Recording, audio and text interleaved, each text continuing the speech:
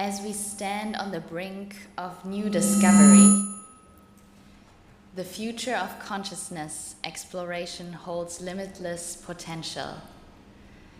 This journey into the unknown is not just a scientific endeavor, but a collective adventure that could redefine our very essence.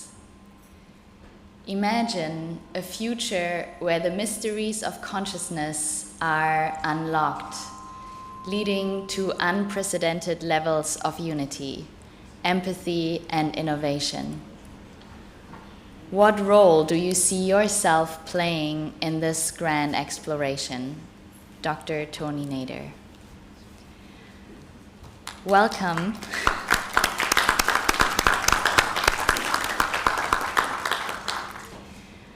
Welcome to the 8th session of our special assembly on the future of the worldwide TM organization. Yesterday, we explored the application of the knowledge of consciousness to create happy relationships and some of the inspiring consciousness projects from around the world. In today's session, you'll uncover how to apply the knowledge of consciousness for a purpose-filled life. We'll begin our session with a beautiful video of some of the highlights of Dr. Nader's talk on finding one's purpose that is part of the Consciousness Applied course. Damien Lodge will introduce the video to us, and it's a joy to invite him just to take it over from here. Thank you so much, Damien. Jai Gurudev. And I believe Maharajaji is connected and would like to say a few words. Jai Gurudev, just to greet everyone again on this very successful assembly. Looking forward to today's proceedings and all being together. Jai Gurudev. Thank you. It's a great joy all to be together. So now we'll be enjoying Dr. Nader's Consciousness Applied session on purpose.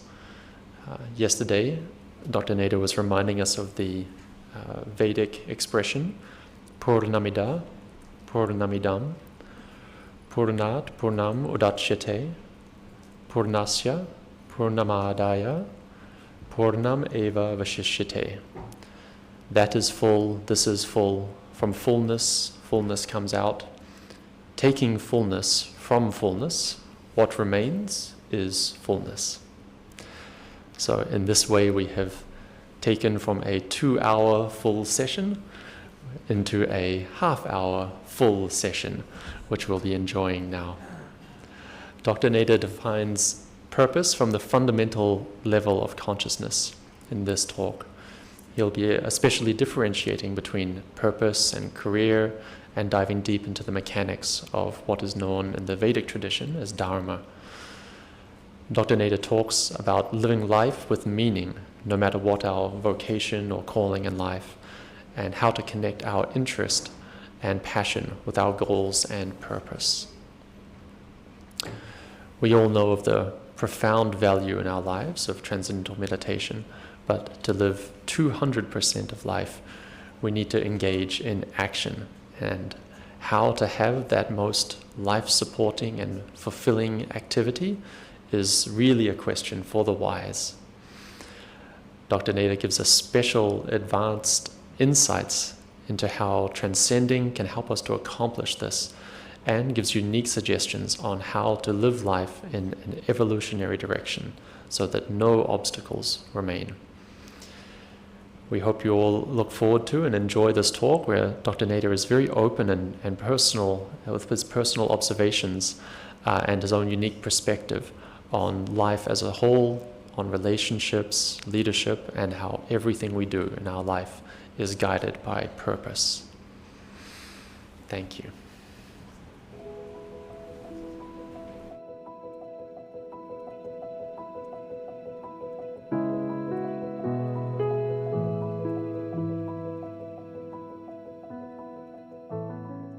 To think about purpose It's interesting that our next topic will be about career. And career is part of purpose, part of what we want to do, what our passions are. So in a way, it's kind of a two-section program. One is purpose and one is career. But it's important to already start differentiating a little bit the difference, finding the difference between, for example, what is goal and what is purpose, what is career. Career obviously is what we do in life as part of our dharma, our vocation, and what we feel to do, to become a painter, a doctor, a pilot, a mother at home, a father at home, a teacher, whatever. This is what one kind of gives oneself as a role that allows one to be recognized in a certain field and make a living and contribute to society. A goal is usually what we want to achieve. It's very tangible, something very tangible. We want to build a house. This can be seen as a goal. We want to have a specific final result out of a certain activity. That is also a goal. Of course, purpose is within that, and passion is within that and drives that. It is the motor. It is what makes things happen. But purpose, we can say, is less tangible, less physical in a sense. And it is really living life with meaning, living life with a value of knowing what we are doing, why we are doing it, and what does it mean for us, and how does it give us fulfillment and growth in life. And what is, of course, ultimate purpose of our being here and what we are doing. So it's a little bit more abstract than what we usually call a goal, which is a specific, measurable, kind of achievable activity. But it's also extremely important and valuable to know how purpose and goal connect and how they connect to our interests, who we are, our passions, the meaning of what we are doing, to have a global understanding of living life with purpose.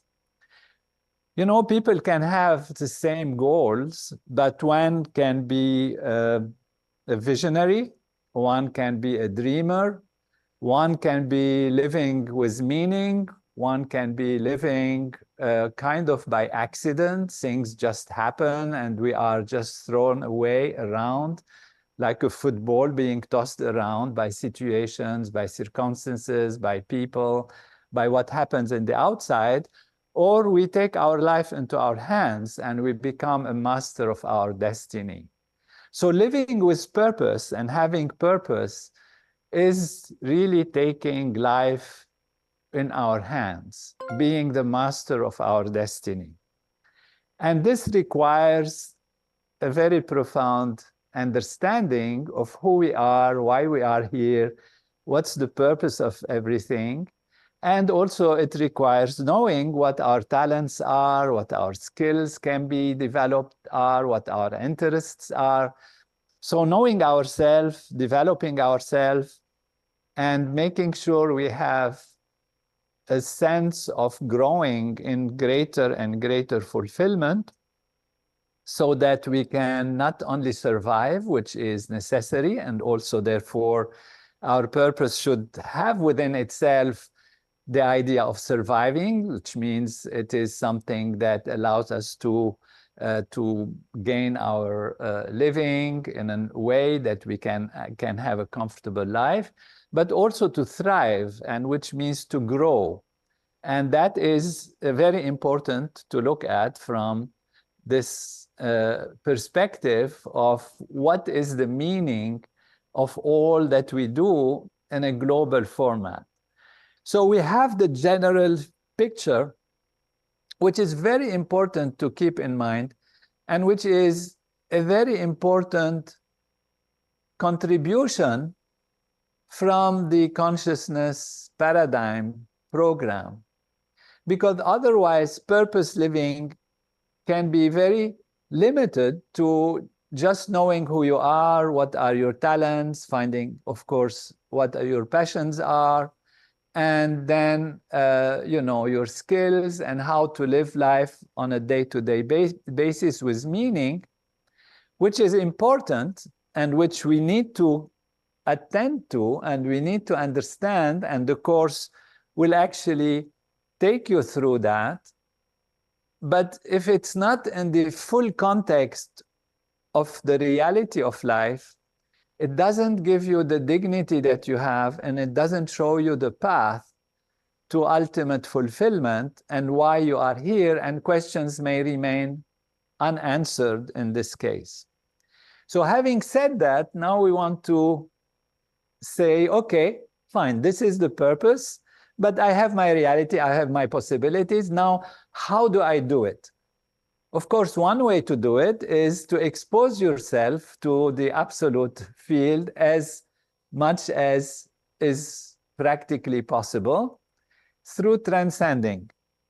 Transcending means to go from those surface considerations of who we are right now and what are the situations and the circumstances we are living through, to who we truly are. So from the small self, go to the biggest self and expose yourself to that reality. And as we said, the more you expose yourself to something, the more it becomes real in your life. So the more you expose yourself to the unbounded ocean of consciousness, the more you start becoming that ocean of consciousness. It grows stronger in your life. And that is the most important aspect of the background, the platform, the starting point, and the ending point of what living in purpose is. And that is why transcending is very important. Practicing transcendental meditation is essential. And yet we have a physical body, we have a reality, we have a history in terms of our individuality that requires us to act also. And so in acting or in doing or whatever level of interest we have, whether we are interested in knowledge or action or devotion, and there are these different paths, we have to do something in the field of activity, which is in terms of time, a big part of our time, because we meditate only few minutes morning and evening, but the whole day has to be also fulfilled and has to be fulfilling. And that is why we have to start understanding any tips that allow us to define our position, that reminds us who we are, and that can take us in the right direction. And that is very important. This is a very primary value, because in finding our purpose, one of the ways is to find who we are now. Because in the big picture, we have found that we are the unbounded ocean. It's hiding within us, but it's hiding to experience from a limited perspective. And that limited perspective, which we are, is great, because that's one of those perspectives. So we cherish that, we accept that. And whatever was the past, whether it was a past of suffering, a past of problems, a past of disappointments, a past of limitations, a past of limiting beliefs, a past of whatever, it doesn't matter. Today we are here, and today is a starting point. Today is a starting point to fulfill the entire purpose of life, and we have ourselves been a joy to the manifestation to actually get that specific perspective which we represent. So we are as dear to the purpose of life as anything and anyone else. And that is very important to realize. The second thing we have to realize is that the things that happen in your environment, that happen what you usually say happen to you, are actually all happening for you. This is very, very important. You can think, and truly so, that the entire universe is here to serve you so that you can continue on your journey of growth and experience to develop ultimately the full experience of wholeness, of totality. And that the universe enjoys the fact that you are there, and it gives you all these possibilities. So things don't happen to you, they happen for you. And that's a very important starting point in our consideration, that everything is an opportunity. Even things that happen that sound negative, that sound not as you want them to be, are there to tell you something. So what can you learn from them? What can you see in them that will help you to be challenged? And I must say myself, in my personal life, I've had these terrible moments of challenge, civil war and death and loss of friends, lots of relatives, even my personal family. My father was hit by a bullet during a civil war, and he had to suffer. And all of these are conditions that we experience from different levels in our personal life. And you can ask questions. What is it telling me? Where is it taking me? And I must say, from my side, it has taken me to ask big questions, to try actually to solve these conundrums about life and living and suffering, and to search for more answers and to search for more fulfillment. But not everyone has to have that, and not everyone has to go through that path or have that same desire to understand this. Our contributions can be very different. Every one of us is different, and that is the beauty of it all. Otherwise, it won't make any sense or any meaning if we are all the exact same and we have the same thing. As we go back to our paradigm, it has absolutely no meaning if everything is exactly the same, everybody feels the same, experiences the same, believes the same even, and have the same attitude exactly. Then where is the purpose, as we set it at the beginning, of that infinite unbounded ocean wanting to experience from all these different perspectives? Then it's lost. Then the whole universe will lose its meaning, will lose its purpose. And so it will be very different for every one of us. And that's why it's very important to feel how precious you are, personally precious you are. Now, okay, fine, you are precious, you understand that, and that is a very powerful and important starting point. And some of it that is in us is, let me repeat, most of it that is within us, let's change a little bit the angle. Most of it that is within us is absolutely great. We've already reached a human nature. We have consciousness and meta-consciousness, and we know we are conscious, and we are conscious of being conscious, and we can attend such meetings and look at the purpose and understand the purpose of life, something that somebody of a lower level of consciousness doesn't have. You know, a cat, a dog, they don't have such a level of understanding. So we have, most of what we have is absolutely grand. Some of what we have has been the result of stress, strain, situations, difficulties that have happened in the past, threatens, challenges, things that happen to us. And those, they cloud our vision sometimes. So they cloud our perspective, and they create like colors in our glasses. So we start seeing things from different shades that are not right. What transcendental meditation does is to remove those stresses and strains so we can clearly see who we are from an absolute perspective, but also from a perspective of the small self. What is my duty? What is my vocation? What is my talent? What is it that I am there? What is my true passion that might be hidden within me? What are my possibilities in life?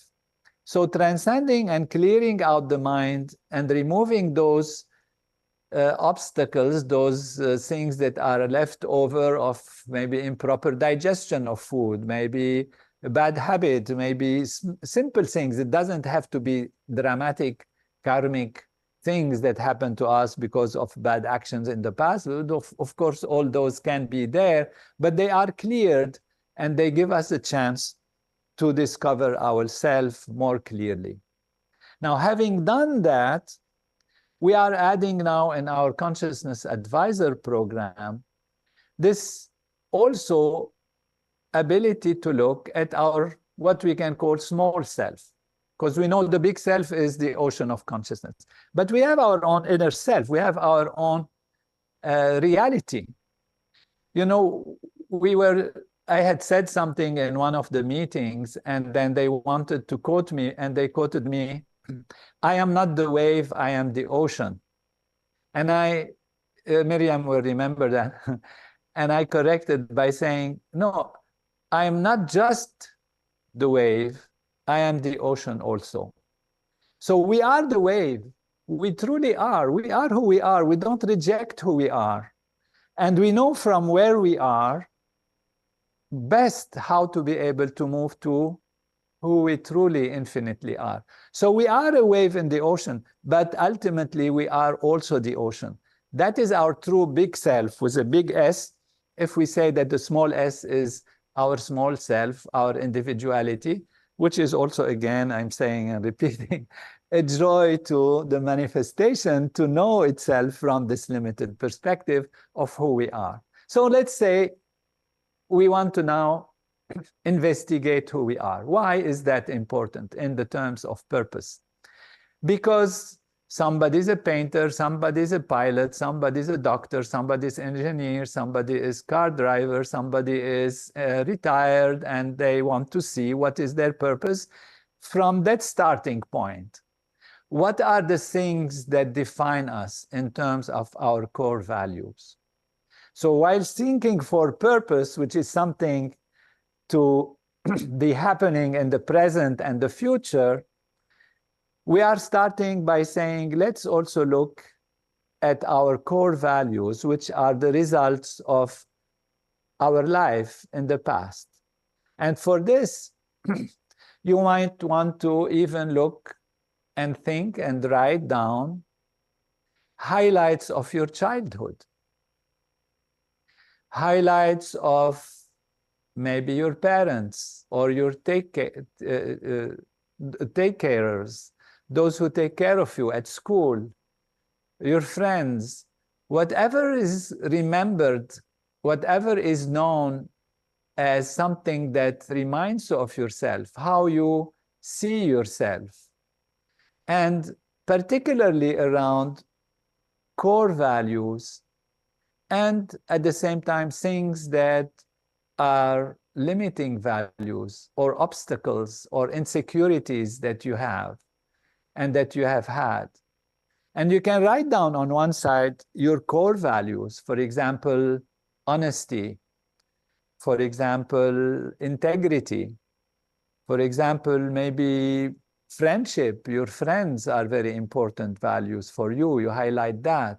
Or your nation. You might say family. Or you might say love and goodness and like that.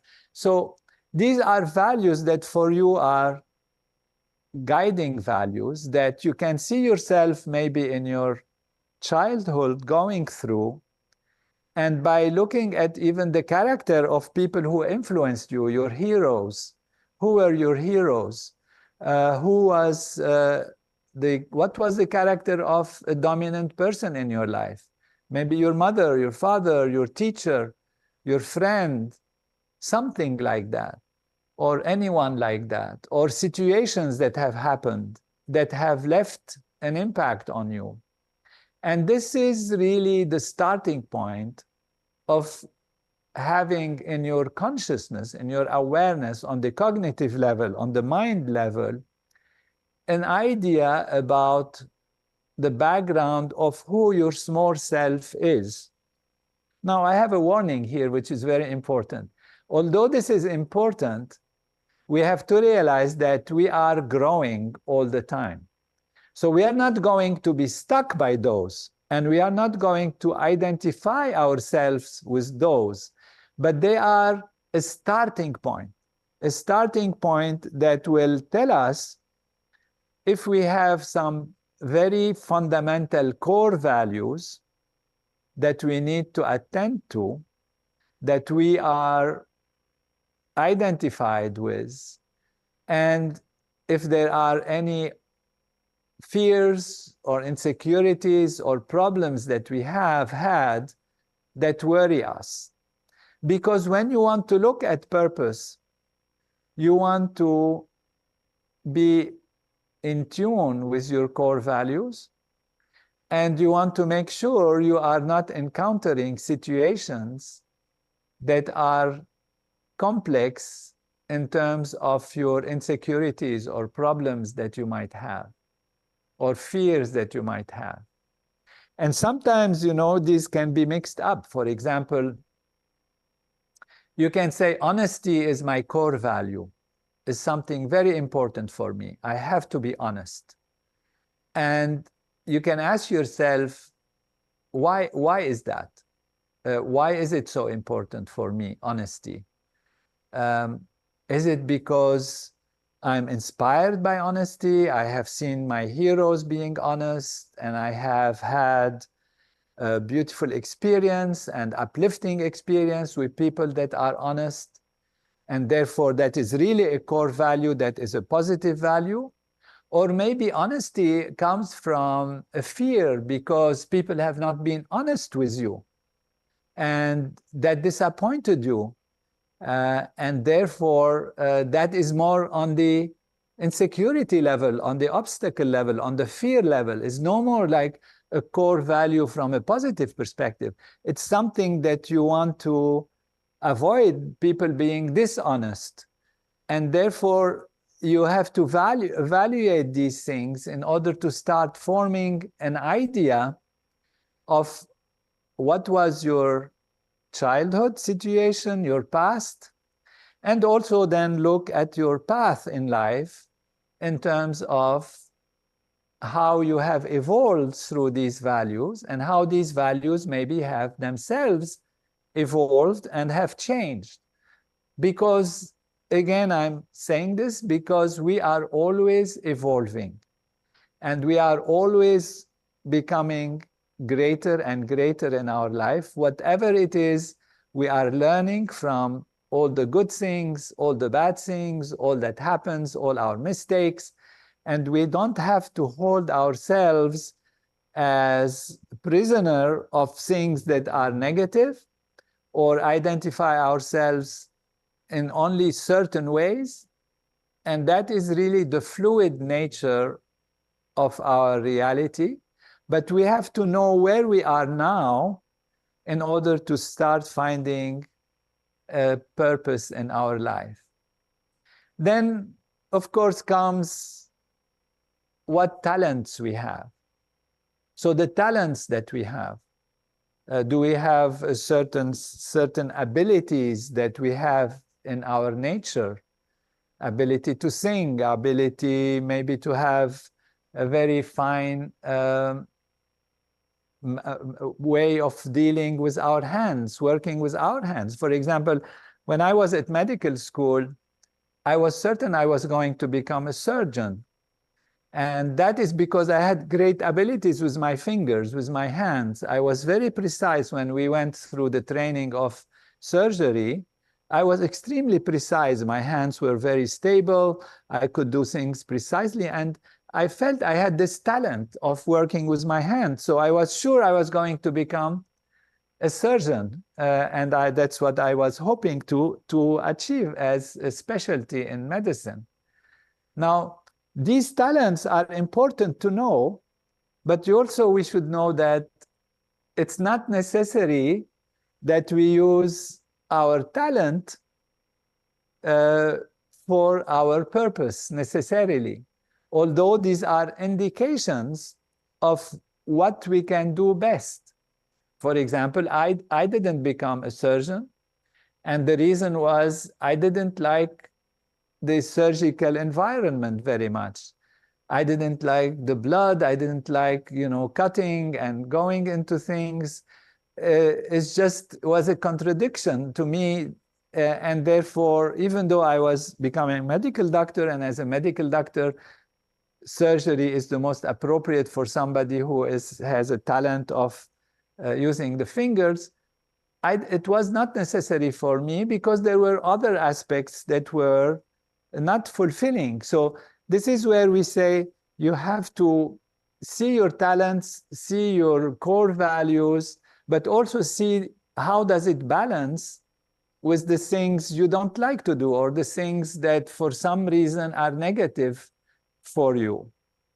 And so, well, I ended up using my finger talents by playing guitar and then learning the piano, and this was enjoyable. What I want to say here is, although we analyze our childhood and core values and what are our fears and problems that we don't want to expose ourselves to, we also have to know that we are evolving and it has to adjust itself, because it has to be something holistic that fulfills us from all these different perspectives. So we have to know ourselves, and we have to be able to living with purpose, a life that is passionate also. What is our passion? How we find our passion? And we have great experts, as we said, and Janet and Chris Atwood, that will guide this passion path and understand how you discover your passion and how you apply it. And again, passion can grow. Passion is the same as the ability to be self-motivated, fully engaged, the ability to work with energy and to be powerful and to be able to face situations and be resilient, because there is that powerful inspiration within you that is due to your own nature.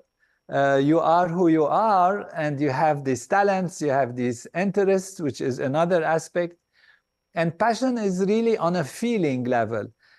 As we said in previous discussion, there is the affect, the feeling, there is the cognition, the thinking, there is the sensation, there is the behavior. So when we're saying purpose, we mean how do you use your thinking and feeling in behavior in a way that it creates fulfillment. And passion is really when you have that driving energy, that motor that makes you do things with happiness and fulfillment. But again, passion might not necessarily be there very obvious. And also passion can develop. You can find something and that leads you into passion. So be prepared to be alert. Be prepared to have integrity with your core values and with also the things that you are not sure about that creates insecurity or fear or obstacles for you, that you don't want to be immersed in them, yet be prepared to face them, be prepared to, in case they happen, that you would fulfill them and be able to learn from them and grow above them. So to summarize again, we have our background understanding of who we are, our core values, our fears, and our expectations, and what the opportunities are that come to us in our environment, where we are, and all of this based on the fact that the universe works for us, that things happen for us. So if we are born in a certain place, in a certain situation, that's the absolute best thing that can happen for us, because it gives us the opportunity to achieve from where we are. And that is, in that sense, no just chaos or coincidence that this happens. We are born in a place for a good reason, and that good reason is experience things from this particular perspective based on our past. Past, of course, if we say we are born somewhere, where is the past? And if you believe in reincarnation, that means you have had a past and you are reborn. If you believe in something else, it doesn't matter. If it's a creator that put you there, then you can say why. It must be that there is a reason there. In our paradigm, we explain this in a very complete, coherent way. The main thing is, here you are, and it's the best you can have. Things are working for you. And then you go through life and you get experience also. And that adds all to who you are and who you are becoming, because we are always becoming until we know we are the absolute. A banyan seed is a tiny little seed, which is half an inch. And if it was to compare itself to anything else, any tree or anything, or in the environment, or any other seed, maybe that is bigger than it, it can feel little and shrunk and nothing. But in it is everything that is needed to create one of the largest trees ever known. It can grow, maybe 100 feet, but it can go wider and wider and cover acres and acres of land, because it has this ability to send its roots from the top. It's a wonderful, amazing tree. And all of this tree is found in this seed. And that's really something to remember. We have now in us today, now, for every one of us, all the possibilities to be the universe, to be fulfilled, to be happy.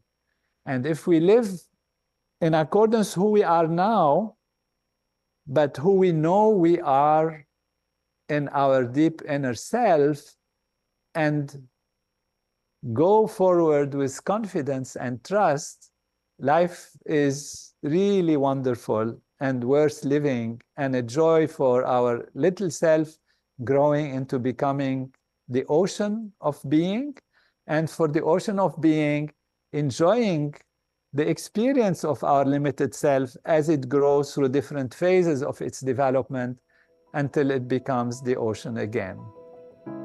Jai Gurudev.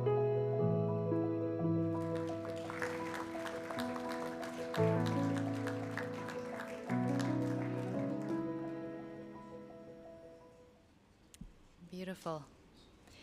Thank you so much, Dr. Nader, for this inspiring and, very profound personal story and inspirational talk on a purposeful life. And maybe since you're with us, if you want to add any additional points, it will be wonderful to hear from you before we continue our session today.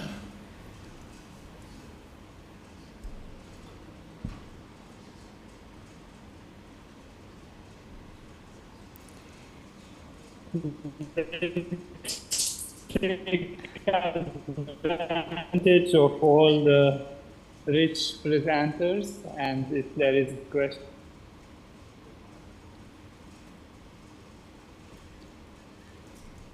We may go on since the connection might not be that great since Dr. Nader is traveling. So we'll come back to you, Dr. Nader, in a little bit and continue on for now. So thank you again for these beautiful points. Now we will dive into an interactive session on some of the hacks for a purpose-filled life with an introduction to the Super Purpose program. And I would like to introduce you and reintroduce you to two of our great speakers that you've heard at the beginning of our assembly before. And you've heard Janet Edwards' professional credentials as one of the world's top transformational leaders on the first day of the assembly. Now we'd like to give you a little bit the inside scoop of some of her contributions to the TM organization during more than 55 years that she's been practicing transcendental meditation. Janet Edwards taught TM full-time for a number of years in England, in California, and as part of the Palo Alto Vedic Adam campaign. When Maharshi asked that a group of 7,000 yogic flyers be created in Fairfield in 1987, Janet started the Job Placement Center on the campus of MIU to help business relocate to Fairfield and stay there permanently. When Maharshi asked for leaders to step forward to create the Mandala project in Maharshi Vedic city, she was one of the great 10 who created the convenants, codes, and restrictions for this historic project. During the past 20 years, as Janet has taught how to discover one's passion and purpose, she has inspired thousands of people around the world to learn TM as the foundation for living a passionate life. She often offered her courses in Fairfield so that her students would be introduced to Maharshi International University and Transcendental Meditation and would be able to tour the Domes Maharshi School and the Maharshi International University labs along with TM introductory sessions. Her invitees and guests in Fairfield included many of the top transformational leaders, and as a result, Jack Canfield, Mark Victor Hansen, Michael Beckwith, Lynn Twist, and Brandon Burchard, Joe Polish, and a number of other top speakers and authors visited Fairfield, and most of them learned TM during their visits. Janet also arranged for Dr. John Hagelin to be featured in the blockbuster movie The Secret. And in the past year, while Janet was in China, she inspired over 50 of her students to learn TM. That was the most who have learned actually at one time TM in China. When Dr. Nader asked her and Chris to join a meeting to consult on his book, she and Chris never left and have been working on programs to expand his consciousness campaign ever since. As part of her work, Janet has used all of her top professional contacts and online presence to introduce Dr. Nader to these leaders and support the expansion of Maharshi's knowledge in the world.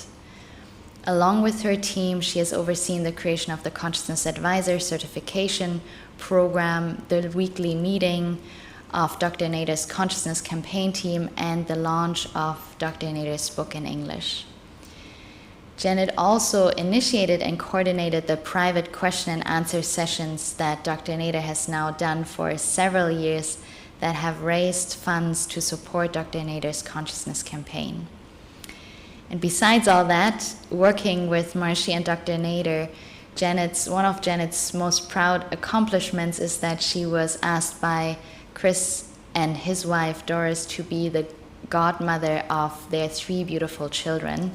And on the other side, Chris is equally proud that Janet agreed to be the godmother of his children, serving as such an ideal role model for them so that it means, and to really show them what it means to live a passionate, fulfilling, engaged life. Now, on Janet's side is Chris Atwood, who has been committed to spreading Maharshi's knowledge for many, many decades during almost 52 years that he's been practicing TM. He taught TM full-time in Ann Arbor, Michigan after completing teacher training in '76. He also taught the TM City prep courses as part of a governor team in Sacramento, California, and then answered Maharshi's call for governors to join the Ideal Society campaign in Washington State, where his team taught TM in Tacoma, Washington. And later, when Maharshi asked for male governors to have their bags packed and be ready to fly anywhere in the world within 24 hours notice, Chris was ready and spent several months in Zambia, Africa, as part of Maharshi's World Peace Project. During that time, Chris, with several of his fellow participants, approached government leaders and wrote a letter to Zambia's President Kenneth Kaunda, which eventually led to Kaunda learning TM. After the Amherst Assembly in Massachusetts, Chris answered Maharshi's call for 1,500 TM siddhas to move to Maharishi International University in Fairfield to establish a coherence creating group for the United States and start the Good News Press Service, gathering good news from around the world and reporting it to the Siddha Assembly in Fairfield.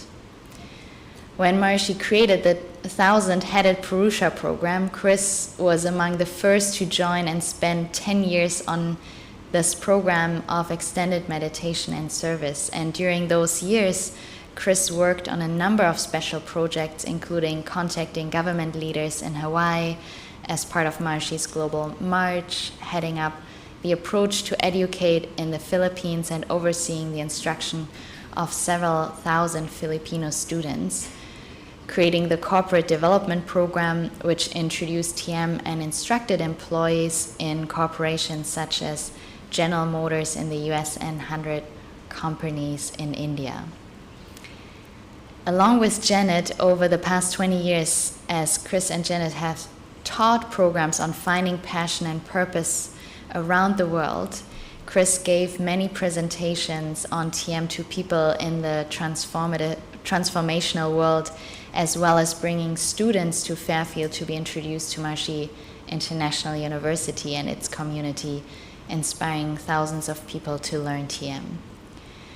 When Dr. Nader asked Chris and Janet to help with the release of his book, Chris, along with Janet, arranged for one of the top literary agents in New York to consult on Dr. Nader's publishing contract, helped to get the English rights released, and arranged meetings with the CEO of Hay House.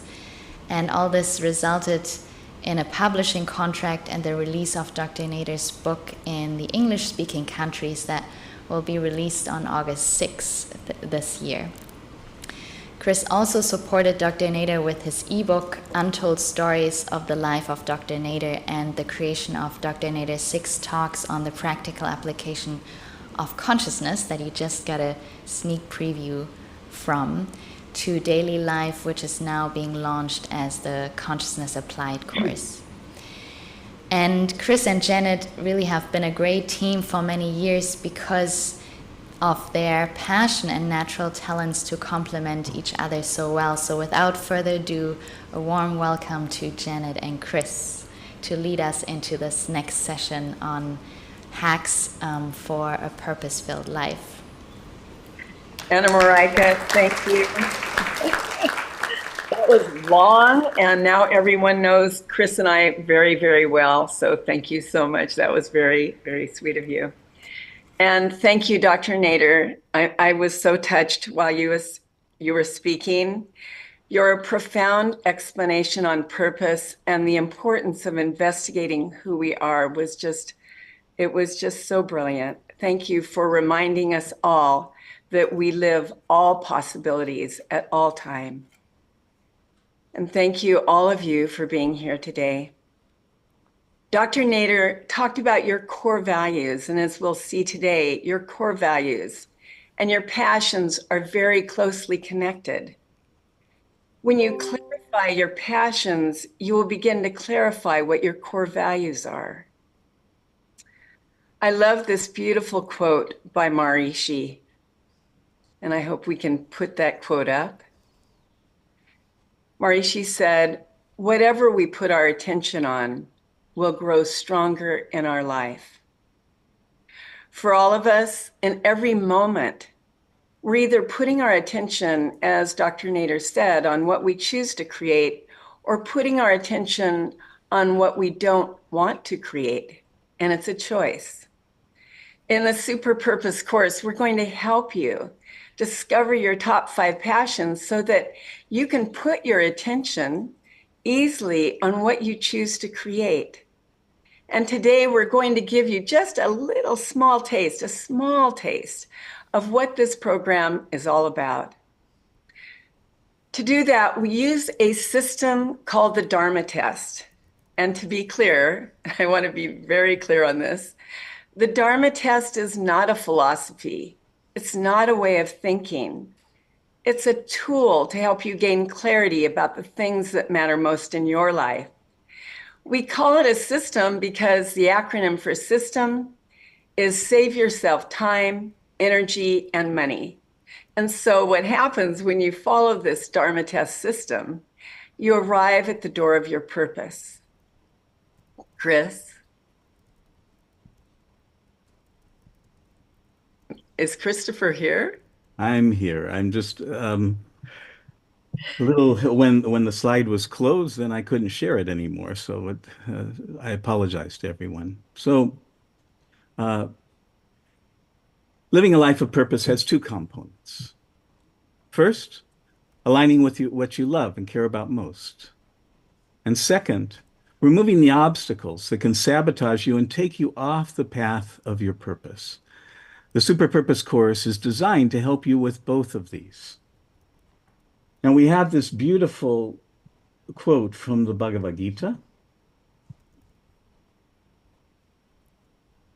that because one can perform it, one's own dharma, though lesser in merit, is better than the dharma of another. One of your major tasks in this life is to discover your dharma and live it. Your dharma is unique to you.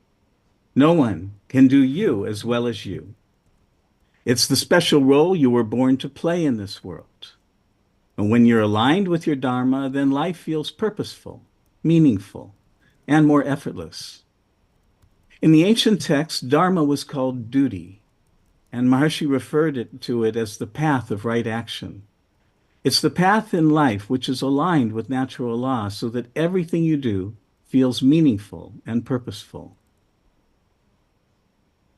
After practicing transcendental meditation for more than 50 years and teaching TM full-time for a number of years, teaching about purpose for, oh my gosh, more than 20 years, and working with tens of thousands of people, we've learned one very important truth.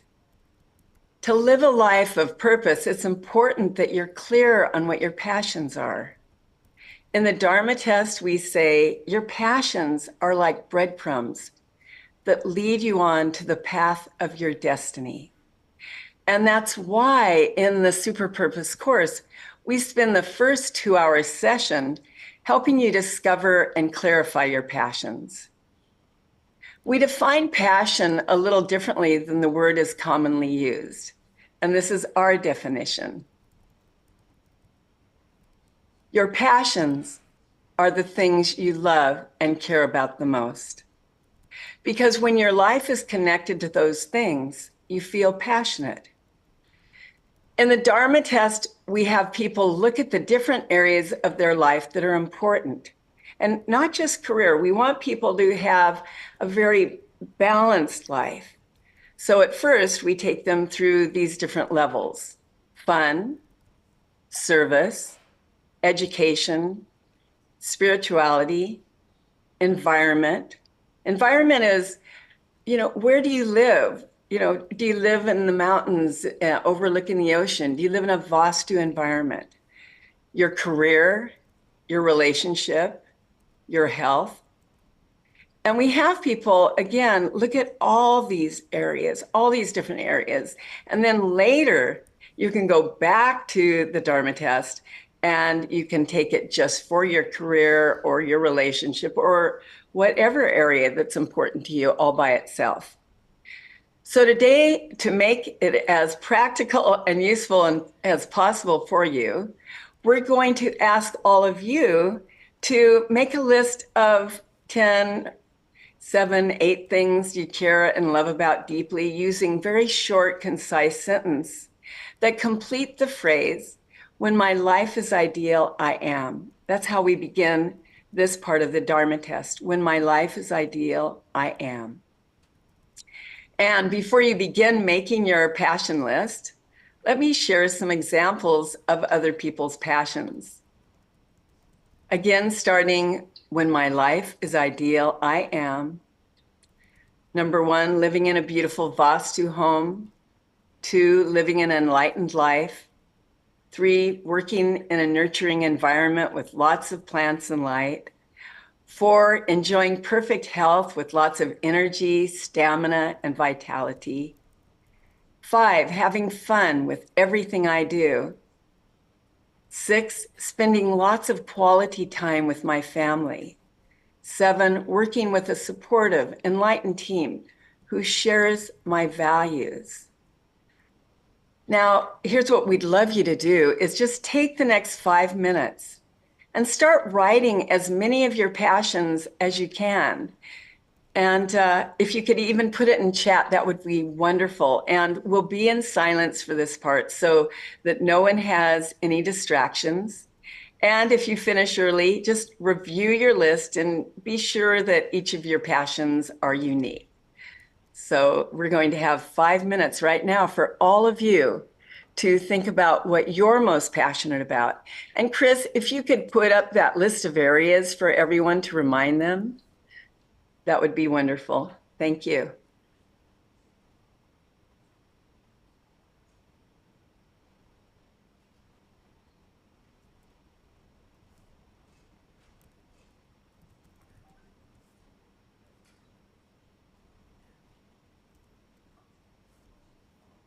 And also, Chris, you could put up the areas that are important to them: health, education, career.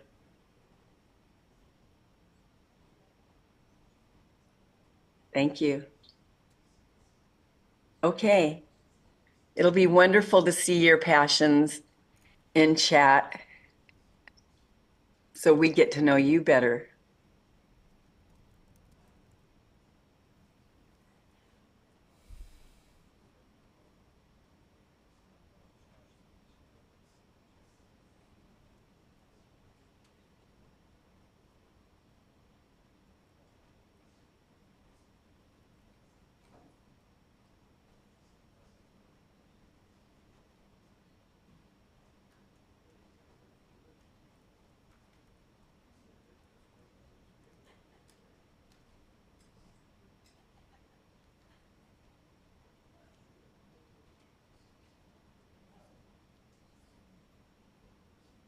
It's always so wonderful to read passions from meditators and siddhas, governors. It's so beautiful and so uplifting. Thank you for putting them in chat.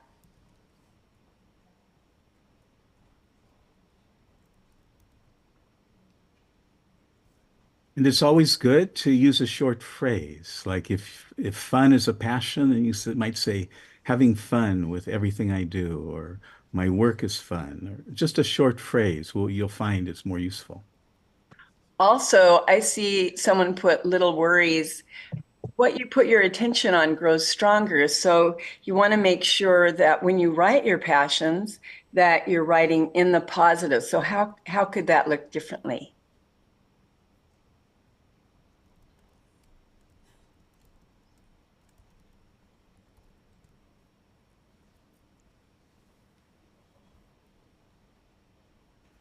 Again, you want these to be short, concise, in the positive, and to the point.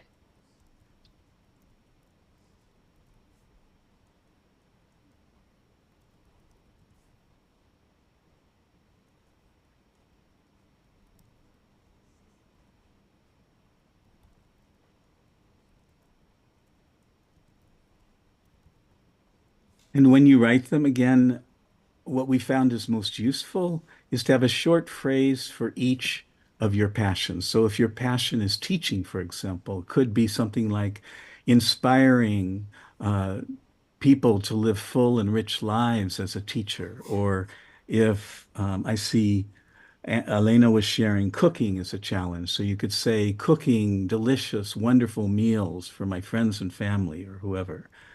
Baking, I when my life is ideal, I'm baking the most wonderful treats for the people that I love, or whatever it might be. Gardening, when my life is ideal, I have a beautiful garden with flowers and vegetables and whatever it might look like.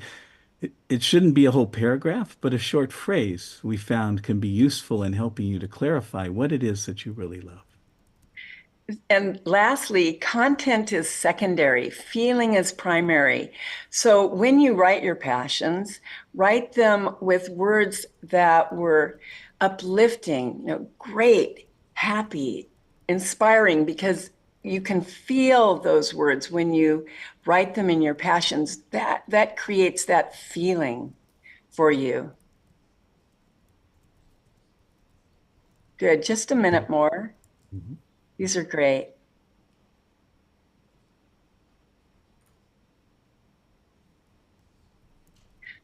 So, Chris, would you like to share some of these? They're so wonderful, huh, with everyone? They are wonderful. So I have to share them from over here. Okay. So Miriam shared staying healthy so I can meet and play with my grandchildren. Her first one was making the world a better place for my children through Maharshi's knowledge. Terry shared helping others to realize their full potential, especially children. Um, the So happiness, and again, hopefully we can say what that looks like. When my life is ideal, I'm enlightened. Teaching, sharing, cooking, baking, gardening, traveling, creating peace in the world, creating groups to maintain that peace. Michael shared comfort, little worries, so that would be maybe at ease and calm, a pleasant job, meeting what nice people. Deborah shared staying healthy, gardening, singing, swimming, playing with kids. Again, we encourage you as you take time on this yourself to fill them out a little bit with what it would look like. You know, what it would look like for you. Miriam shared having loving, blissful relationship with my husband, and where my husband and I can support each other's evolution. Gustavo said, bringing enlightenment for every individual and invincibility for the whole world. Susan shared living in bliss, meeting like-minded people, having the opportunity of teaching the path to bliss to others. So, Janet? So, Chris, Yeah. you might want to turn on your video because Oh, yeah. Okay. Thank you. Great. so those were great. Thank you so much for reading those. Yeah. So, in the Dharma test, we'll help you discover your top passions, top 5 passions. In fact, that's what we'll do during the Super Purpose course. And the reason we have 5 passions is that working with neuroscientists from the University of Pennsylvania, we learned that the human brain can only hold 5 to 7 things at one time. So if you have a list of 30 or 40 or 50 passions, you know, if you live a full, rich life, it's going to be very difficult for your brain, for your mind to be able to hold those things. For that reason, the Dharma test is designed to help you identify of all those 10, 20, 30, 40, 50 things, what are the 5 that are most important to you? Which are the 5 that you care most deeply about? And what we've discovered is that when you know those 5, you'll find that the other ones naturally come along when you begin to choose in favor of those 5 on a consistent basis. So what this does is allows you to put your powerful attention on the things that really matter most to you, so you're creating the kind of life that you choose to live, right? So we use 3 levels of questions. So let me just share the slide again. There's 3 levels of questions that we use to help you identify, or to help anyone to identify what are their top 5 passions.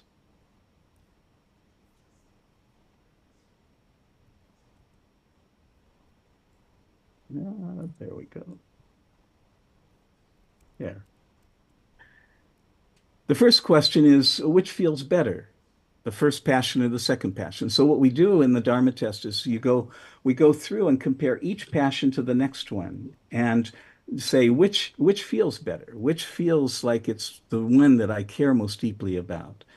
And whichever one we choose, then we compare it to the next one and then ask the same question, and then and then we compare the one we chose to the next one on the list, and so on until we get to the bottom of the list. By the time you've gone through the entire thing, then the one that's left at the end is the one that you care most deeply about. It's the one that is most important to you.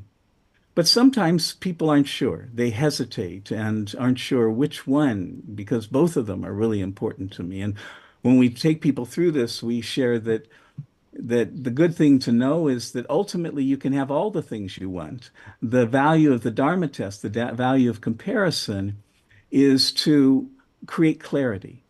And so sometimes it takes going really diving deep inside to figure out, well, which one really matters most to me. And that's one of the reasons why TM is so valuable and helpful, because when you meditate regularly, then you're used to going deep. You're used to diving in deep within yourself.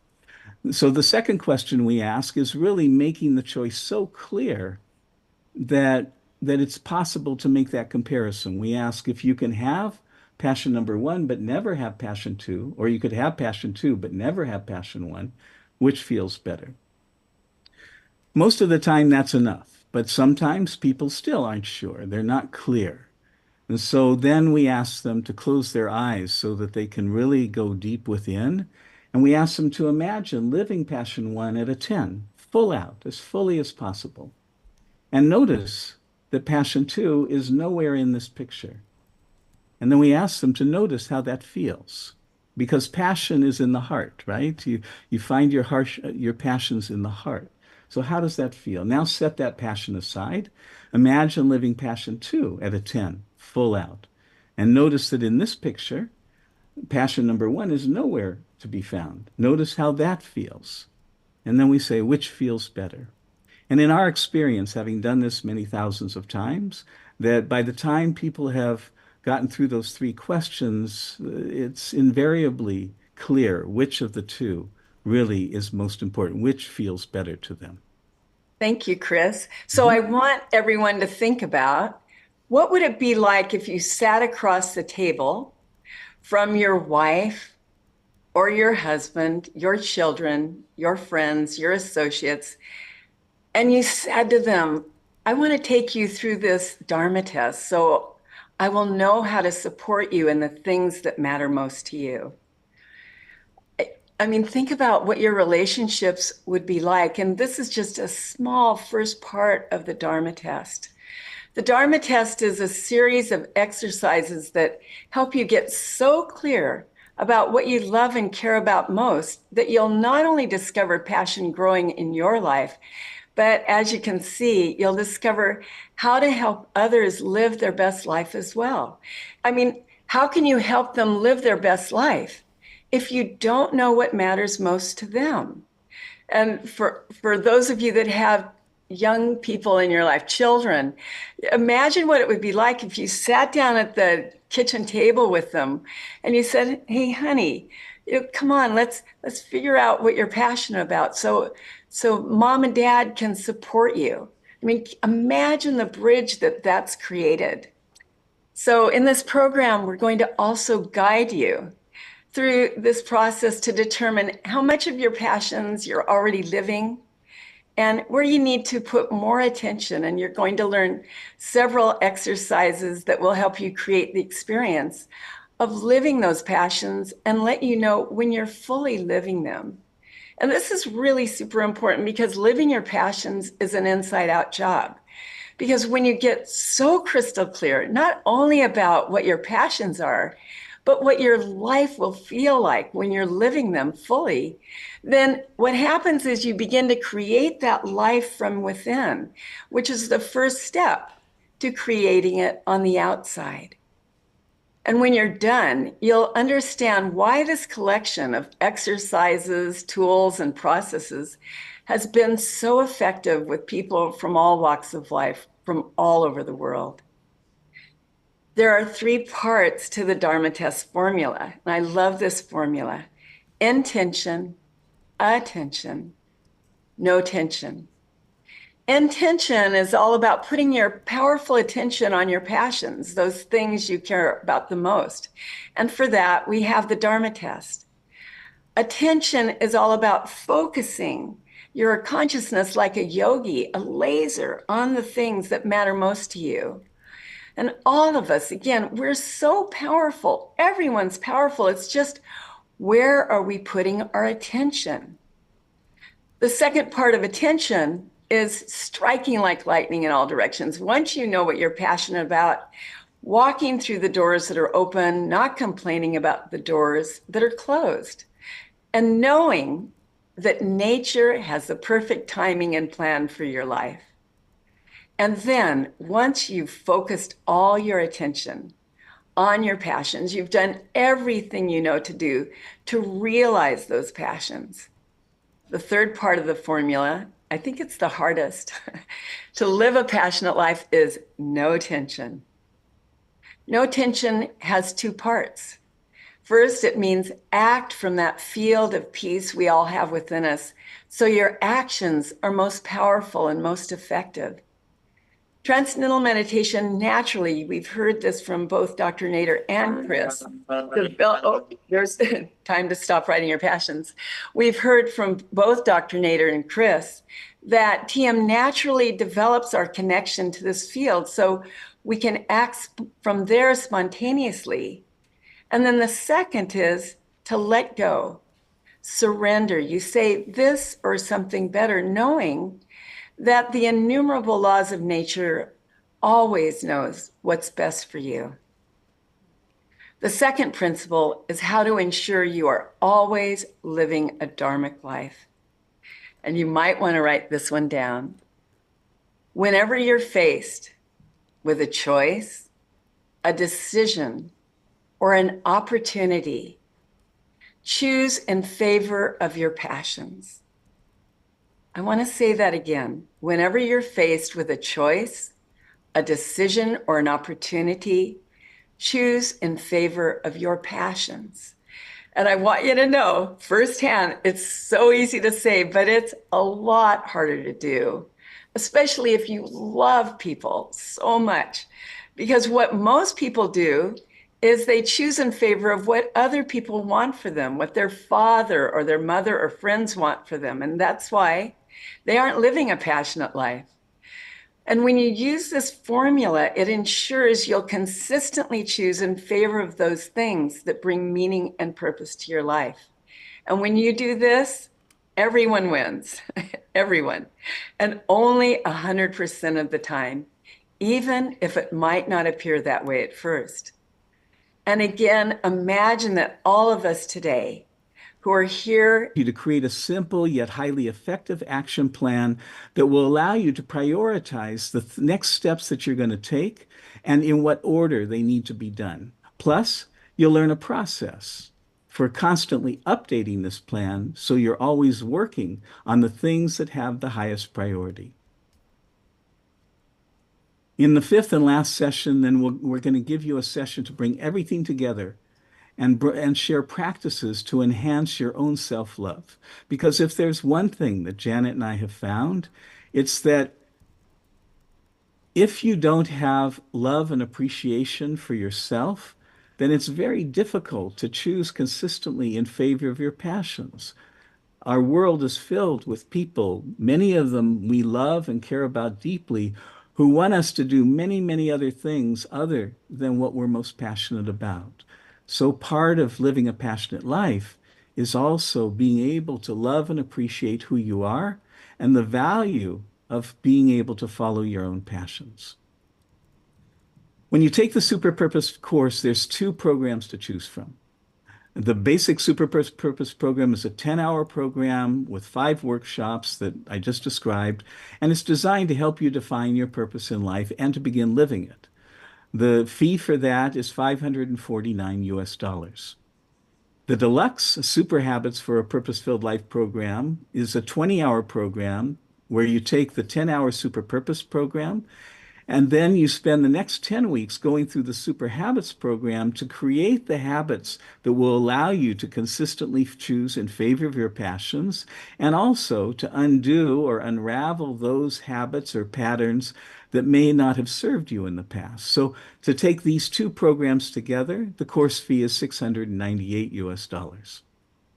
All of the things for living a passionate life and implementing the changes you want, a lot of it comes down to changing habits and choosing your passions. That's the real value of the Super Habits program. So you'll get support from our habit change experts, Heather Evans and Dr. Keith Wallace, to not just discover your purpose, but actually to start living it.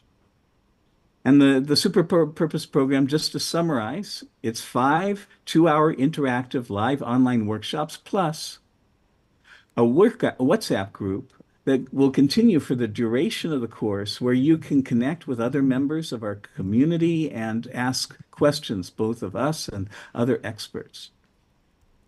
During the Super Habits program, it's 10 one-hour interactive live online workshops. You'll have an accountability partner and a learning circle to support you in changing habits or undoing those habits which aren't useful. And you'll also continue to have a WhatsApp group to connect with other community members and ask questions, both of the community and of the experts. Janet? As you can see on the slide, the Super Purpose program begins tonight. But anyone who enrolls today or tomorrow will be able to watch the recording of the first session if you can't make the live session tonight. And for any of you who would like to take this course, there is a special Guru Purnima discount for everyone participating in this assembly. You'll receive $100 off the cost of either the program as long as you sign up by tomorrow, July 26th at midnight. You can use the coupon code GP100 for this. And as a very special offer on top of the Guru Purnima discount, anyone that signs up within 24 hours after the end of this workshop will receive Super Purpose VIP status, which means that you will have unlimited access to all future Super Purpose programs at no additional charge. So just use the link on the slide, which will also, Miriam, if you could, put it in the chat for those on Zoom. So we're so excited. We are, and I hope you can feel it. We're excited to bring Super Purpose to the world. And again, imagine if all of us were the world and all of us are living our passions fully. Oh my gosh, what a great world it would be. In closing, I'd like to leave you with this wonderful quote from Maharishi. If we think of defeat, that's what we will get. If we are undecided, then nothing will happen for us. We must just pick something great to do and then do it. Never think of failure at all. For as we think now, that's what we will get. Thank you, everyone. Thank you, Dr. Nader. Thank you. Thank you, everyone.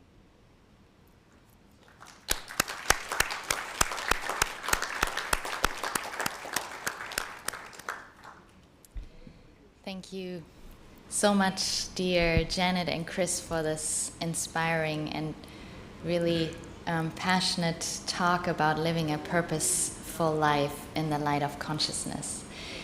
Now we'll take a 5-minute break before we continue with the live question and answer session joined by Dr. Tony Nader and our panelists and speakers. So if you have already some questions for our speakers and you're connected online, you can add them to the Q&A window online, and if you're with us here in person, you can write them down and pass them to the front, and we'll reconnect in 5 minutes. So see you soon.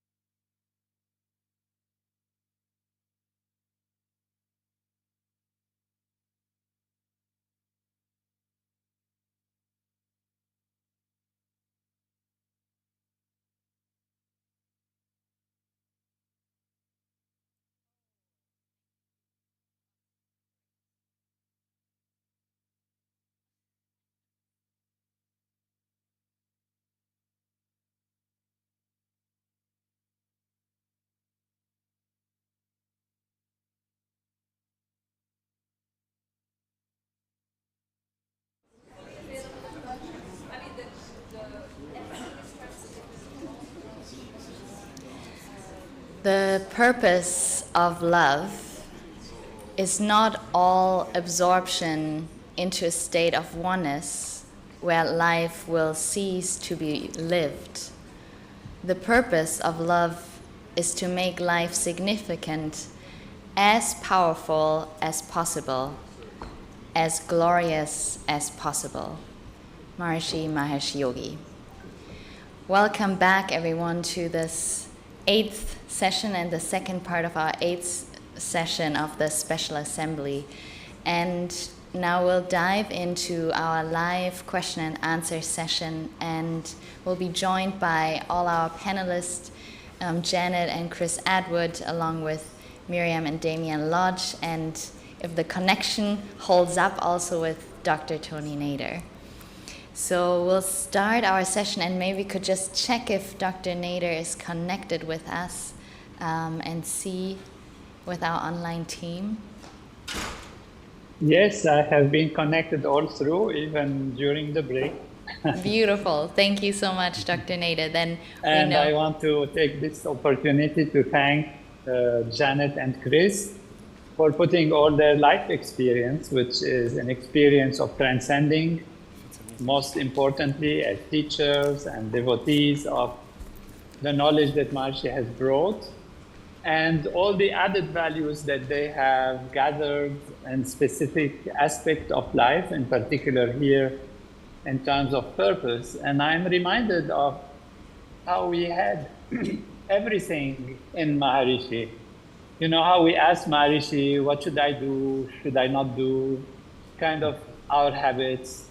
He even got involved in our relationships and how people even met with each other. And somewhere, in many examples that I have seen personally, and many would remember, actually getting people to get engaged and married together, encouraging them, and answering the questions on all these topics. And what should I do in my life? Should I go on Purusha? Should I go on Mother Divine?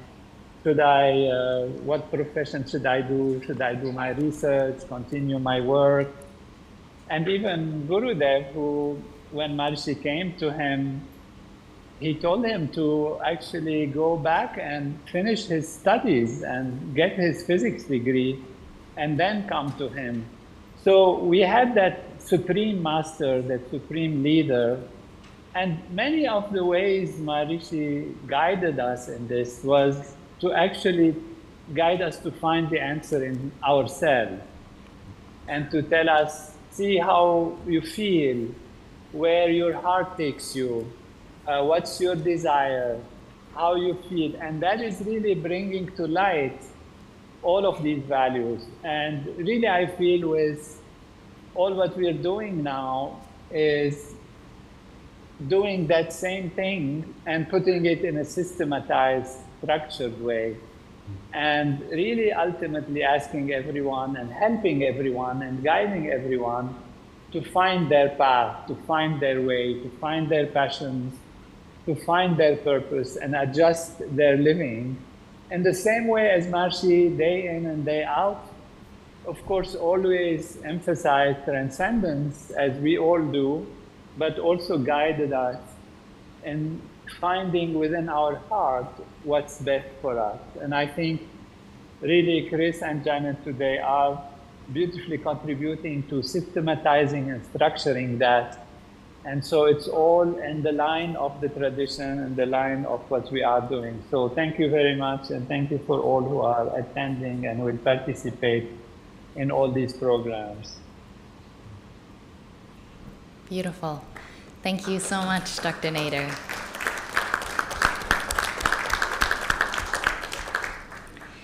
And yeah, we have some questions that came in, and a lot of people are really excited and interested in the courses, and some of them are asking how to join them if you live in Asia and the time is so different, and it's sleeping time for the courses. And you mentioned that there are interactive parts where you connect with buddies too. Is it possible to join, from other continents too? And what would you suggest for those who want to join from around the world? I think we want Miriam to come on and to answer that question more specifically. The WhatsApp group will be available 24 hours a day and no matter what time zone that one may be in. But Miriam, what suggestions do we have for people in Asia or the Pacific region? Thank you, Chris. Yes, so we are working very hard to make all these programs available for everyone around the world, and that is a little bit of a step-by-step process. The Super Habits course is already available at 2 different times. One time that works for the US and Europe, and one time that does work for US and Asia Pacific. So if you go to superhabits.com, there you can already find an option that works for Asia Pacific. Then the Super Purpose and the Super Relationship course, they are currently only available at the Europe time. And so there, the people from Asia Pacific would need to watch the videos and then interact through the WhatsApp group.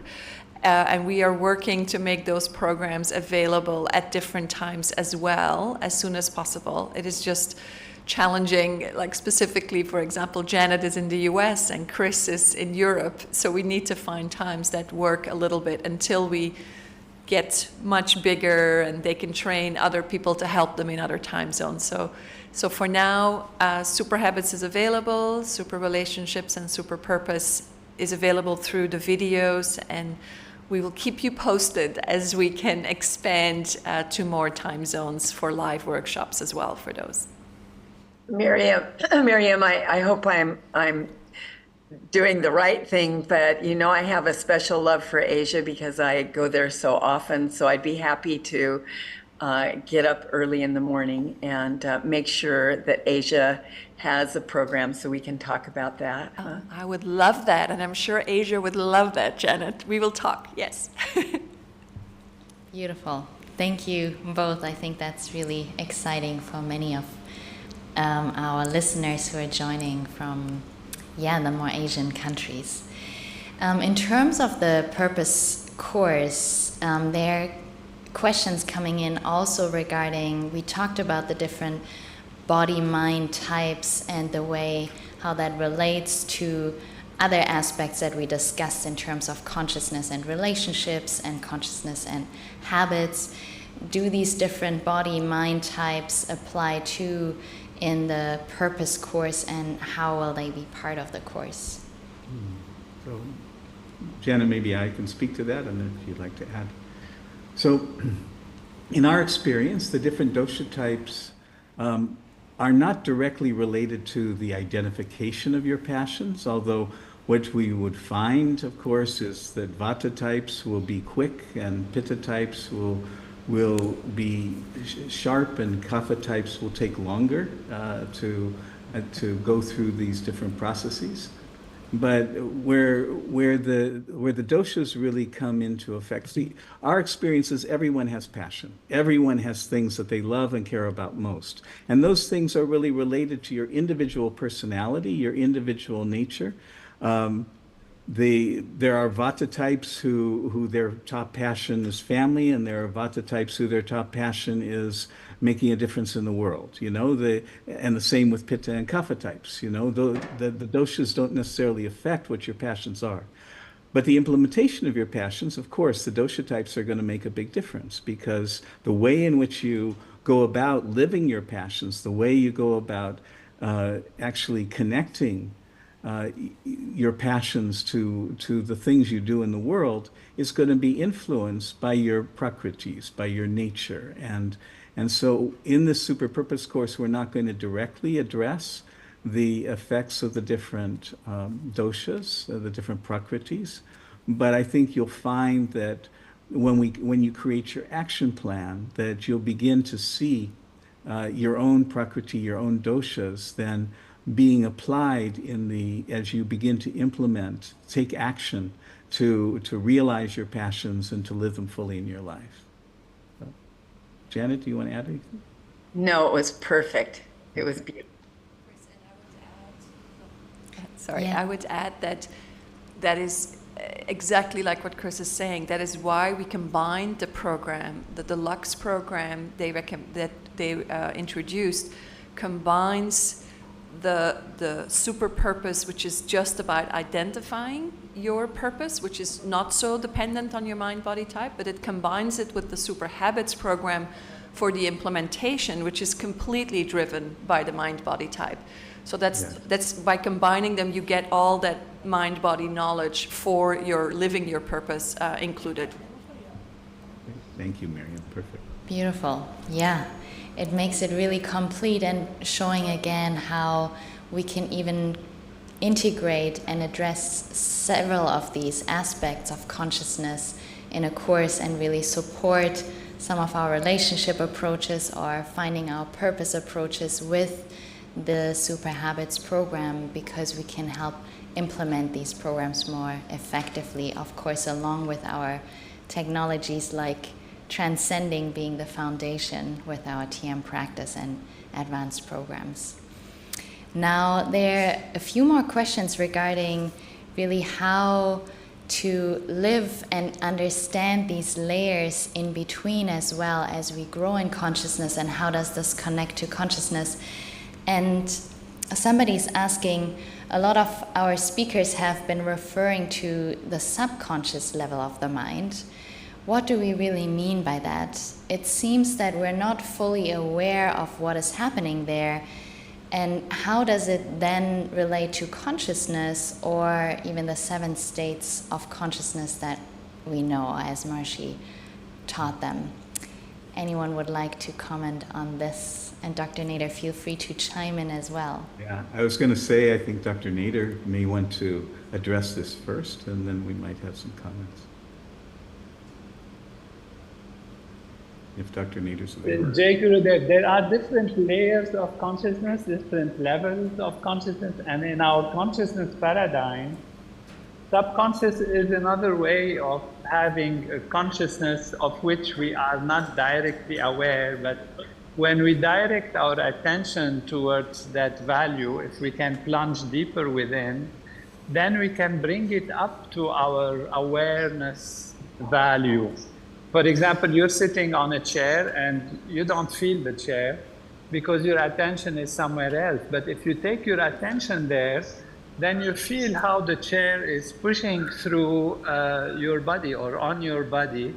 And that is really what it means, that consciousness is bringing what was subconscious, so information coming from a different level, and now coming to the conscious level.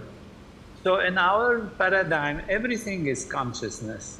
Now we call it subconscious, which means our attention is not on it. We're not able maybe to accede to it on a conscious level, but it's part of ourselves. It's part of who we are. And as we have seen the image of the iceberg, yes, it is a huge part of what influences our decisions and our feelings. And that's why when we do this self-awareness, getting in tune with who we are, writing things down, being aware, asking ourselves the questions that they're being asked, it's really literally bringing to the attention whatever has been or is, and what we have usually called the subconscious level. Great. Beautiful. If I may comment as well, you know, most of the patterns, the conditioning that we receive from society, from our family, from our teachers and so forth, most of that is stuff that we're not aware of in our daily life. They create, as Dr. Nader I'm sure could explain better than I, as we're growing up, the brain creates neural pathways, patterns of connection between different aspects of the brain and the way we think. And oftentimes, these patterns or this conditioning affects many aspects of our life, the way we speak, the way we respond to different situations and so forth. But as Dr. Nader was saying, it's not in our awareness, it's not in our attention. And this is why transcendental meditation is so important if we're going to live a passionate, purposeful life, because by transcending, and especially with the TM City program, being able to then begin to experience these subtler, less active levels of awareness of consciousness, it becomes easier to change those patterns, that conditioning. It may be that the patterns, many of the patterns will change automatically on their own. But for those that don't change immediately or automatically, it becomes much easier to become aware of those patterns, aware of those conditionings, so that then we can, as Dr. Nader was saying, consciously choose to change them. And I think this is the real value of the Super Habits program, as Miriam was saying, is because being able to change those old patterns, these habits that just happen automatically because we've lived life and those neural pathways have been created.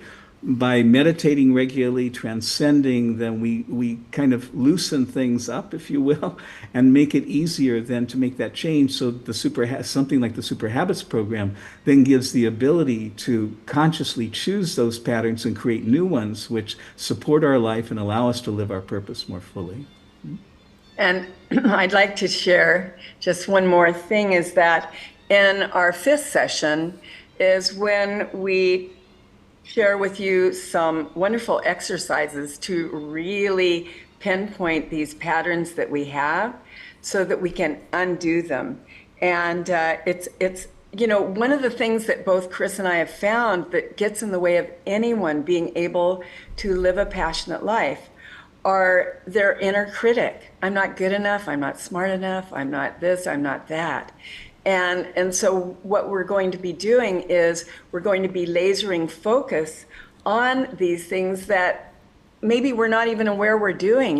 What do you say to yourself when you pass by a mirror? And so everything matters. Every single moment matters. Every thought matters, because thoughts are things. So we'll be looking at these to change, as Chris said, these neural pathways. Beautiful.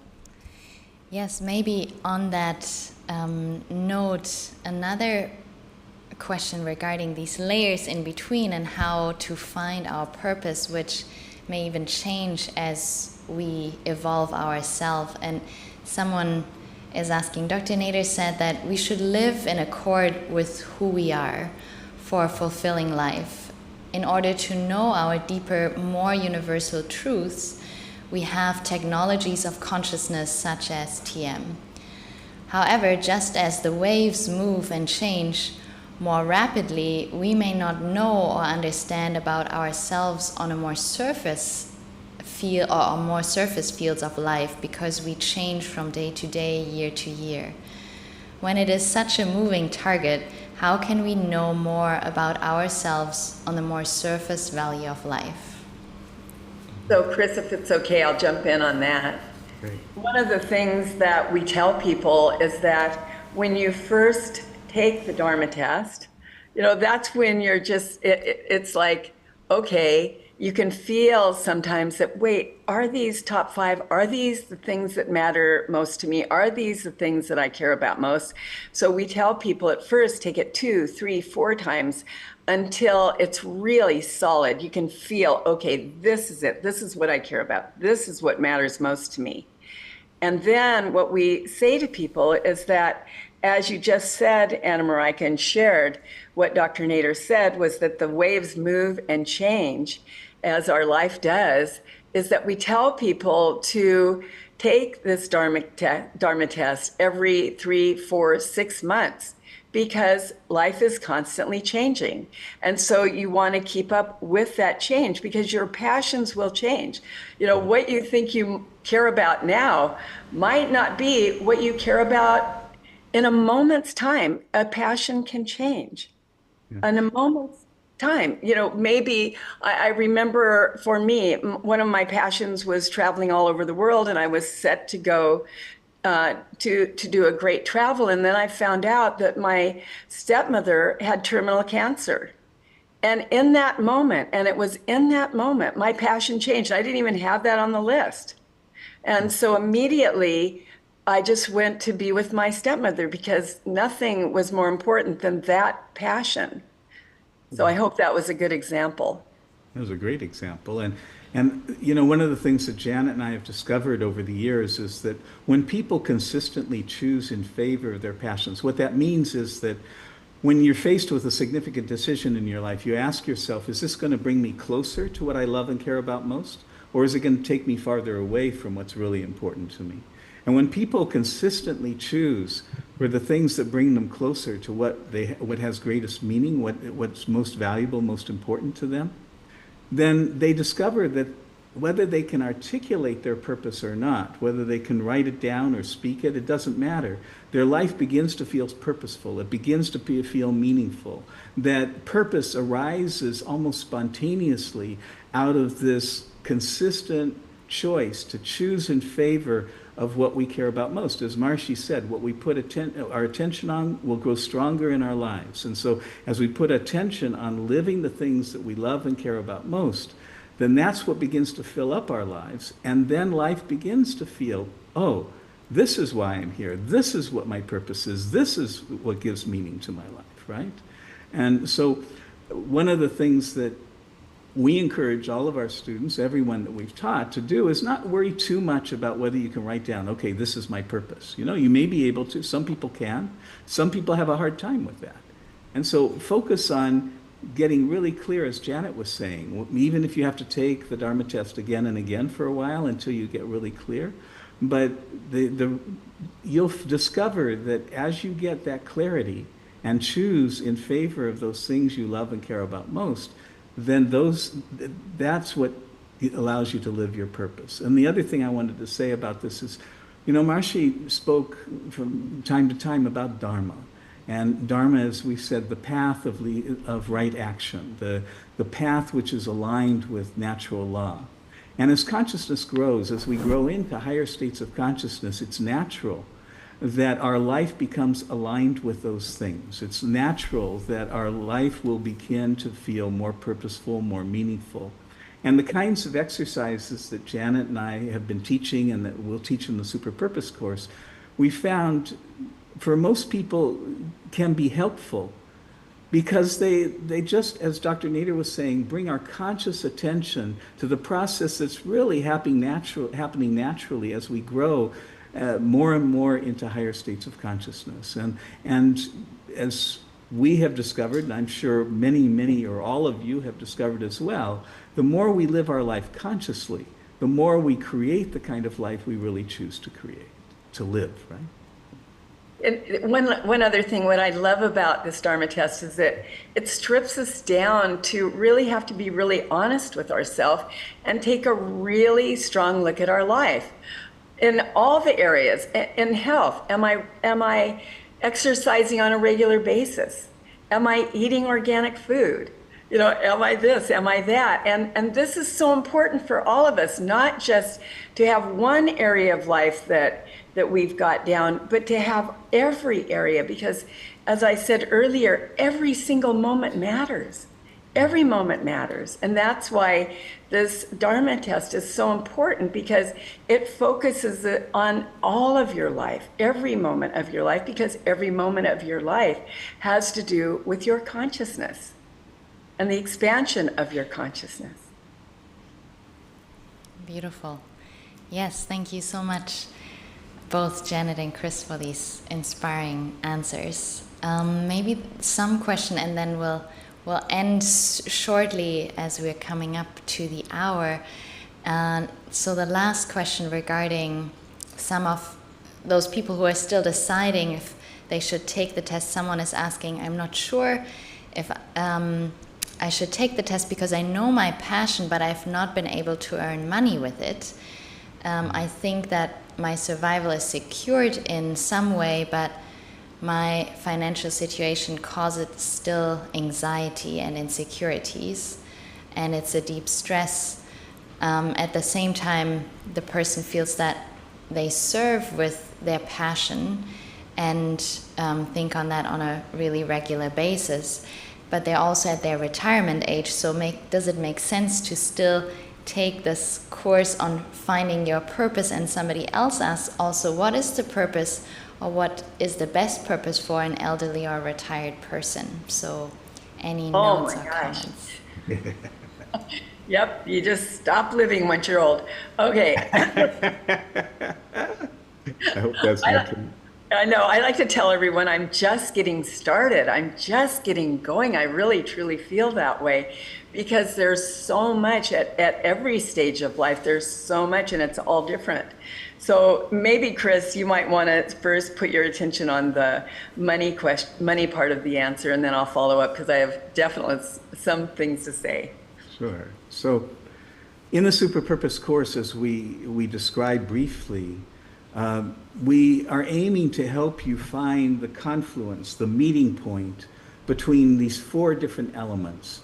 One is your passions, the things you love and care about most, and it's great if you already feel you have a good idea of those, although having done this with many thousands of people, we actually have found that sometimes people think they know what their passions are, and then they're surprised when they actually go through the process of comparing them. But secondly, then in the second session, we're going to focus on helping you to clarify what are your natural talents, what does the world need, and in the context of your situation, whether you're old or young or middle-aged, doesn't matter, what is it, how can you contribute in a way that will generate income for you, that someone is willing to pay for your wisdom or your experience or your knowledge in a way that is aligned with your passions and also uses your natural talents. And particularly if you're of retirement age, you've had a depth of life experience, which is of great value to many, many people. So like Janet, I would be slow to write yourself off if you're of retirement age. Janet? Yeah, and one of the things that I want to share is that not every passion is going to lead you to that $1 million. As a matter of fact, I love writing music. I adore singing more than you could ever know. And when I write music and when I sing, I feel like Lady Gaga. And yet when I sing for other people, they don't give me that same feedback. But what it does when I write music and when I sing and when I do those things that I truly love is that it fills me with this incredible energy because it's so fun. It's just what I care about. And that energy spreads out all over to everyone that I come into contact with. And so, it's so important. It's so important to not just think about, can I make money from it? But everything, as again I said, everything matters. It all has to do with everything else. So when I'm in a really super happy mood, that affects everyone around me. Chris, Anna Marika mentioned in the very beginning that I used to run the job placement service at MIU. And when I was looking for presidents of companies or vice presidents, I wasn't thinking, gosh, I want to find the person who's the most depressed, most unhappy, and they're really good at it. I want to find the person that's lit and excited and passionate. And that's what living your passion does for you on every single level. And again, for those of you that would love a wonderful second source of income, well, the Consciousness Advisor Program is waiting for you. It's waiting for you. And for retirees, it's perfect. It's the greatest program ever. I'm so excited myself to offer it to my whole community. So I hope you'll all join me because I think you'd be filled with passion talking about all of these wonderful Vedic technologies of Maharishis. Beautiful. Thank you both so much, Janet and Chris, for your beautiful experiences and answers that you've gathered over so many years of sharing your real passion and wisdom. And with that, I'd like to thank all our speakers, Dr. Nader, Janet, and Chris Atwood, along with Miriam and Damien Lodge, for this full and fulfilling session. And Dr. Nader, if you're with us and have any closing remarks, we'd love to hear from you before I introduce what we'll connect to next for our final grand session of this transformative assembly. Jai Gurudev, wonderful session. It really went well, and we have great experts, and it's very fulfilling. Thank you for everyone, Chris and Janet, in this particular session are marvelous, as they have been, and all what they have supported and all what they have done. So it's a joy to have such experts and brilliant leaders among ourselves and our family. Jai Gurudev.